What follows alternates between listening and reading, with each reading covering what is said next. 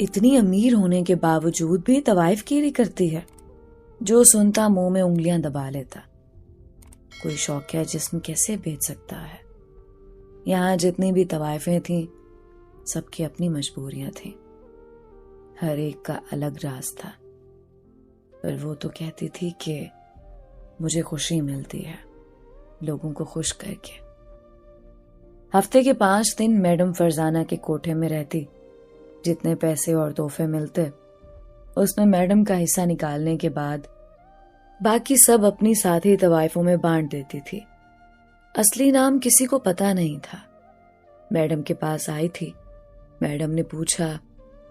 جواب ملا نام میں کیا رکھا ہے. میڈم نے بنو نام رکھنا چاہا. جواب ملا کوئی کلمی نام ہونا چاہیے جیسے امراؤ جانے ادا. پھر یہی نام رکھ دیا گیا. کچھ دن بعد وہ امیروں کی جان ہی بن چکی تھی. نزاکت انتہا کی تھی. اس پر وہی مثال صادق آتی تھی کہ خدا جب حسن دیتا ہے نزاکت آ ہی جاتی ہے. جب کوئی مرد اس کا جسم نوچتا اس کے کہکے پوری طوائف نگری میں گونجتے تھے. جو لڑکیاں گاہک نہ ملنے سے آپس میں گپیں لگا رہی ہوتی تھیں وہ ایک دوسرے کی طرف زوم آئینی انداز میں دیکھ کر ہنستی تھیں. لیکن اس کی ہنسی بھی عجیب تھی جیسے کوئی برستی بارش میں سورج کا دیدار نصیب ہوتا ہے. 5 راتیں کوٹھے کے لیے وقف تھیں اس کی. اگلی 2 راتیں کہیں سے ایک بڑی سی گاڑی آتی وہ اس میں بیٹھ کر چلی جاتی. ایک رات کے آخری پہر کوٹھے میں سوتے سوتے چلانے لگ گئی. بڑی مشکل سے اسے قابو کیا گیا. اس کی آنکھوں سے آنسو بہتے جا رہے تھے. سکون آور دوا نے اسے جلد ہی خوابوں کی نگری میں پہنچا دیا. نیلی کہاں ہو تم؟ سردار عاطف نے اسے پکارا. وہ بدن پر تولیہ لیے غسل خانے سے باہر نکل آئی. غسل خانہ خوابگاہ کے ساتھ منسلک تھا. دونوں کی شادی کو 4 سال ہو چکے تھے. عاطف آج بھی اس سے پہلے دن کی طرح جاتا تھا. نیلوفر کی ابھی تک کوئی اولاد نہیں پیدا ہوئی. سب نے عاطف پر دباؤ ڈالا کہ نیلوفر کو طلاق دے دو.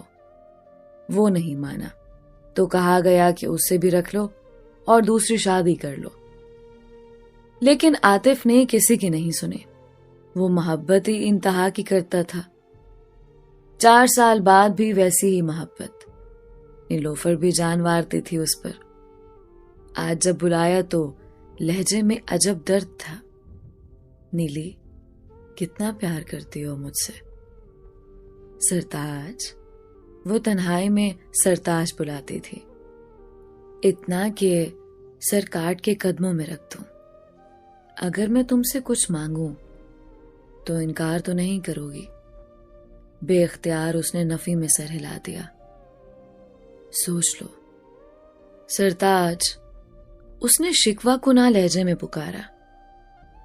مجھے کسی کی ایک رات چاہیے. کیا؟ نیلوفر کچھ نہ سمجھ پائی. میں ایک رات فہمی کے ساتھ گزارنا چاہتا ہوں. کیا؟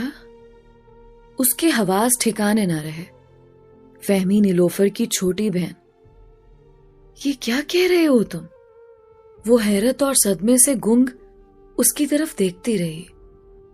ہاں، وہ کہتا رہا. میں نے صرف تم سے محبت کی ہے نیلی. پر میں دن رات اندر جلتا رہتا ہوں. تڑپتا ہوں. راتوں کو نیند نہیں آتی. ہاں نیلی، بس ایک رات اس کے ساتھ چاہیے. نیلی ایک رات بس. نیلوفر نے اٹھ کر تھپڑ لگا دیا. عاطف زور سے رو رو کر کہنے لگا. مارو مجھے، مارو، میں اسی قابل ہوں. اور بچوں کی طرح پھوٹ پھوٹ کر رو دیا. نیلوفر جتنا بھی غصہ کرتی مگر جو وہ پیار کرتی تھی وہ بہت بھاری تھا. کچھ دن گزر گئے. عاطف ہڈیوں کا ڈھانچہ بن چکا تھا. نیلوفر سے اس کی حالت دیکھی نہ جاتی. ایک دن عاطف لوٹا تو اس نے کچھ فائلیں اس کی گود میں ڈالیں اور چپ کر کے پلٹ گیا. اس نے فائل کور کھولا تو ایک خط گر پڑا۔ پتا چلا کہ عاطف نے فیکٹری، گھر، سب کچھ اس کے نام کر دیا ہے، اور مانگا کیا ہے، بس ایک رات ہی تو مانگی تھی۔ کچھ عرصہ گزر گیا، پتا چلا کہ سب سے بڑی خوشخبری ملی ہے، یعنی نیلوفر حمل سے ہے۔ پھر 5-6 مہینے اور گزر گئے۔ عاطف ویسے ہی ہڈیاں بنتا جا رہا تھا، لیکن نیلوفر کا خیال وہ حد سے بڑھ کر رکھتا۔ اس کے باوجود عاطف کے چہرے پر مسکان نہیں آتی تھی۔ پھر ایک دن عاطف نے کہا کہ نیلی، اب فہمی کو گھر بلا لو، وہ تمہارا خیال رکھے گی۔ نیلوفر کچھ نہ سمجھتے ہوئے بہت کچھ سمجھ گئی، لیکن کبھی کبھی کچھ رشتے بچانے کے لیے کچھ رشتے قربان کرنے پڑتے ہیں۔ نیلوفر نے فہمی کو گھر بلایا تھا، کہا تھا کہ اب 7 مہینے کا بچہ ہو گیا ہے، عاطف تو سارا دن باہر ہوتا ہے، کوئی تو ہو جو میرا خیال رکھے۔ فہمی سارا دن چہکتی رہتی تھی، کہتی نام فہد رکھنا ہے، پھر اس کے کپڑے سیتی، کئی جوڑے کپڑے بنا لیے اس نے، سارا دن فہد فہد کا نام لیتی۔ ایک رات نیلوفر نے فہمی کو عاطف کو کھانا دینے بھیجا۔ عاطف بیڈ روم میں بیٹھا تھا۔ فہمی واپس پلٹنے لگی تو دروازے میں نیلوفر کھڑی تھی۔ عاطف نے چونک کر اسے دیکھا۔ بس ایک رات، نیلوفر نے سرد اور سپاٹ لہجے میں کہا۔ فہمی کچھ نہ سمجھتے ہوئے بولی، باجی یہ ایک رات کون سی ہے؟ اسی وقت دروازہ بند ہو گیا، باہر سے کنڈی لگنے کی آواز آئی۔ فہمی کچھ نہ سمجھتے ہوئے بہت کچھ سمجھ گئی، دوڑ کر دروازے کے پاس پہنچی تھی۔ باجی دروازہ کھولو پلیز، باجی دروازہ کھولو، باجی دروازہ کھولے نا پلیز باجی۔ اس کے رونے کی آوازیں آ رہی تھیں، اور باہر نیلوفر اندر ہی اندر گھٹ گھٹ کے مر رہی تھی۔ غم کی شدت کہ اس نے رونے کی آواز کو ہی گلے میں دبا دیا تھا۔ 2-3 گھنٹوں بعد عاطف کی آواز آئی، دروازہ کھول دو۔ نیلوفر کو دروازہ کھولتے ایسا لگا جیسے ہاتھ کام نہ کر رہے ہوں۔ عاطف نے باہر آتے ہی نیلوفر کو چومنا شروع کر دیا۔ نیلوفر جلدی سے اندر بھاگی۔ فہمی بستر پر پڑی تھی، بالکل برہنہ، کپڑے نیچے پڑے تھے۔ اس نے جلدی سے کہا، فہمی مجھے معاف کر دو، میں مجبور تھی۔ اس نے فہمی کو کپڑے پہنائے۔ فہمی جیسے سکتے میں پڑی تھی۔ اٹھو میری بچی، شاباش، مجھے معاف کر دو۔ باہر کہیں پانی گرنے کی آواز آ رہی تھی۔ عاطف نہا رہا تھا۔ نیلوفر نے فہمی کو زبردستی کھڑا کیا اور بیڈ سے پاؤں نیچے اتارے۔ ایک دم سے فہمی نے باہر چھلانگ لگا دی اور گھر سے باہر نکل کر کہیں اندھیرے میں گم ہو گئی۔ نیلوفر باہر کو لپکی، کہیں بھی اسے فہمی نظر نہیں آئی۔ اس نے فوراً سے اندر آ کر عاطف کو بتایا۔ عاطف جو غسل خانے میں تھا جلدی سے کپڑے پہن کر باہر نکلا۔ پھر دونوں باہر گاڑی میں فہمی کو تلاش کر رہے تھے۔ نیلوفر نے گھر کال کی، امی سے فہمی کا پوچھا۔